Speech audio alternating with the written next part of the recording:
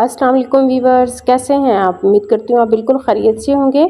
आज हम बना रहे हैं मसालेदार भिंडी, जो कि बहुत मज़े की बनती है। आपको बहुत पसंद आएगी। आप मेरे इस अंदाज़ से बनाना पसंद करेंगे, तो आपने वीडियो पूरी देखनी है और आपने इस तरीके को फॉलो भी करना है। तो चलिए इसको बनाना शुरू करते हैं। बिस्मिल्लाहिर्रहमानिर्रहीम। भिंडियाँ बनाने के लिए 1 किलो भिंडियाँ लिए हैं, जिन्हें अच्छी तरह से खुले पानी में वॉश कर लिया है और इसका हेड और टेल उतार देंगे और फिर इसे हम कट लगा देंगे। लंबाई के रूप में कट लगाने हैं ताकि मसाला जो है वो भिंडी को अच्छी तरह से लग सके।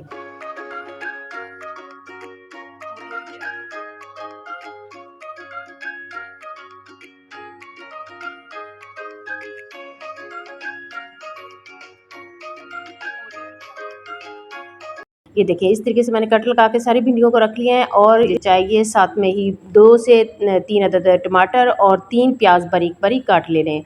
ये भिंडी की कोटिंग करने के लिए हम इसका मसाला तैयार करते हैं।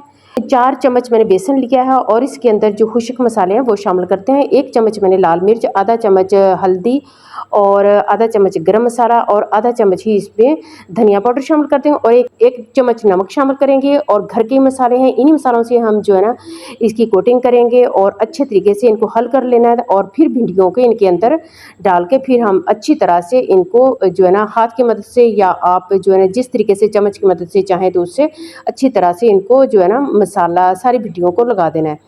आप भिंडियों के अंदर नमक मिर्च शामिल करेंगे तो मसाला जो है ना वो हर भिंडी को अच्छे तरीके से नहीं लगा। तो इस तरीके को आपने फॉलो करना है, तो सारी जो भिंडियाँ उनको अच्छी तरह से मसाला लग जाएगा। अब इसके लिए फ्राई करने के लिए मैंने ऑयल लिया। ऑयल आपने लेना है तकरीबन 1.5 कप, क्योंकि भिंडी को फ्राई करने के लिए ऑयल ज़्यादा चाहिए होता है। सारी भिंडियों को हम एक साथ ही इसके अंदर शामिल कर देंगे और फिर जो सब्ज़ मिर्चें 6 से 7 अदद सब्ज़ मिर्चें लिए हैं, उनको भी मसाला अच्छी तरह से लगा के वो भी इसके अंदर शामिल कर देंगे ताकि ये भी साथ में फ्राई हो जाएँ और तकरीबन 7 से 8 मिनट लगेंगे फ्राई होते हुए एक साइड को।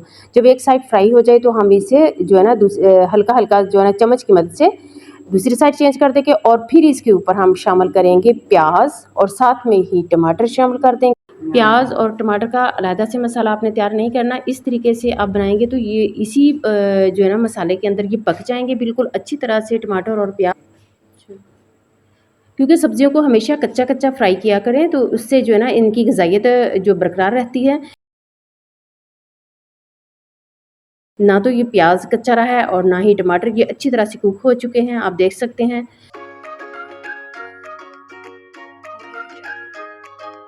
सारा ऑयल सब्ज़ी के अंदर बिल्कुल जज़्ब हो चुका है और अच्छी तरह से ये कुक हो गया है और बहुत मज़े की भिंडी बनी है। आपने ज़रूर इस तरीके से बनानी है, आपको बहुत पसंद आएगी। वीडियो थोड़ी सी भी अच्छी लगी हो तो आपने दोस्तों के साथ शेयर भी करना है और वीडियो को लाइक भी करना है और सब्सक्राइब करना मत भूलिएगा और मुझे दुआ में याद रखिएगा। अल्लाह हाफ़िज़।